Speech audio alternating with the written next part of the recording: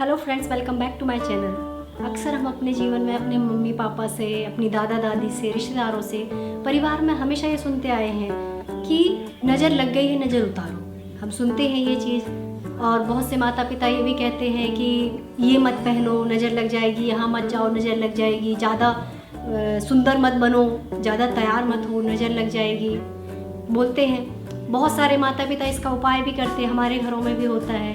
कुछ लोग लाल मिर्च का धुआं करते हैं, कुछ लोग दिया की बाती से नज़र उतारते हैं, कुछ राई के दाने से करते हैं, कुछ लोग काला टीका लगाते हैं ताकि नज़र ना लगे हमारे अपनों को। पर वाकई में क्या ऐसा होता है कि किसी की बुरी नज़र आपको लग सकती है? मेरा मानना है ऐसा कुछ भी नहीं होता है। यदि हमारा मन अच्छा हो तो किसी की बुरी नज़र हमको लग ही नहीं सकती है। किसी की बुरी नज़र हमें किसी तरह का नुकसान नहीं पहुंचा सकती है।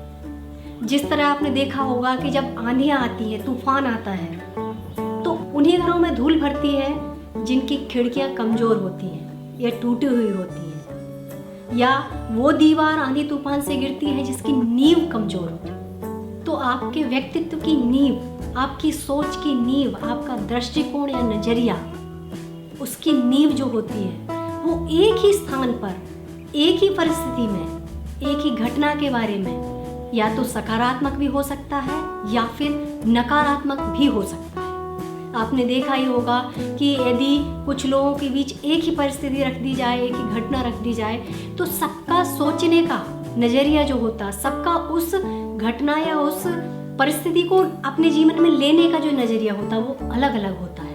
तो ये आप पर निर्भर करता है कि आप उस परिस्थिति को या वो जो स्थिति बन रही है उसको अपने जीवन में सकारात्मक रूप से लेना चाहते हैं या फिर उसको नकारात्मक रूप से लेना चाहते हैं। पूरी तरह से आप पर निर्भर करता है, क्योंकि इस संसार में नज़र का उपचार है पर नज़रिए का नहीं। आपको अपना नज़रिया बदलना होगा, देखने का नज़रिया बदलना होगा। अब बहुत सारे लोगों के मन में ये भी सवाल होगा कि पर वाकई में ऐसा होता भी तो है, जब हम किसी पार्टी में जाते हैं तैयार होकर और हम जब वापस आते हैं तो हम बीमार हो जाते हैं, किसी का सर दर्द होने लगता है, किसी को उल्टियाँ होने लगती हैं, बहुत सारी चीज़ें होती हैं। बच्चे जो होते हैं वो घर आकर रोने लगते हैं और हम सोचते हैं, हमारा यही दिमाग चलता है, यार हमने तैयार किया था, सुंदर दिख रहा था, इसलिए दूसरों की बुरी नज़र लग गई है। पर यदि उसको आप सही तरह से सोचेंगे और देखेंगे तो ये जो घर आने के बाद आपका सर दुखना, उल्टी होना या बच्चे का रोना जो होता है वो वास्तव में इसलिए होता है क्योंकि जब आप किसी फंक्शन के लिए जाते हैं तो आप एक्साइटेड होते हैं, आप बहुत सारा तैयार होते हैं, आप बहुत सारी मेहनत भी करते हैं उसके लिए, हैवी कपड़े पहनते हैं, हैवी मेकअप करते हैं। जो कपड़े आप रोज़ घर पर पहनते हैं वो अलग होते हैं आपके। आप घर पर रहते हैं तो आप हल्के कपड़े पहनते हैं, घर पर आप कैसे भी बैठे रहते हैं।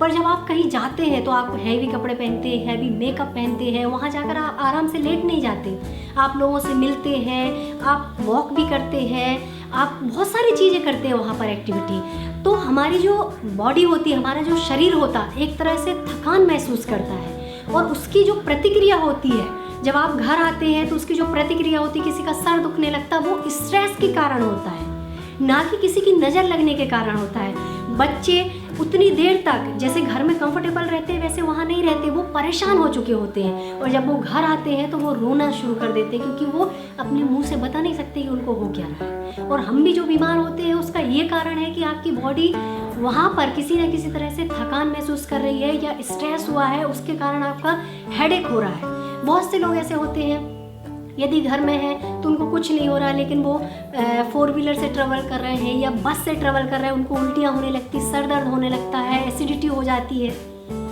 तो ये वहाँ पर जो आप गए हैं और जो आपकी बॉडी ने थकान महसूस की या जो वो माहौल था उसकी वजह से ये रिएक्शन निकलता है एक तरह से, और कुछ भी नहीं होता है। तो मेरा मानना यही है, कोशिश करूँगी आपने शायद मेरी बात को समझा हो तो बहुत अच्छी बात है। यदि मेरा वीडियो आपको पसंद आया हो तो प्लीज़ लाइक करें, कमेंट करें, चैनल पर नए हो तो सब्सक्राइब करना बिल्कुल ना भूलें। और कल मिलते हैं फिर एक नई वीडियो के साथ, नई सोच के साथ। तब तक के लिए बाय बाय।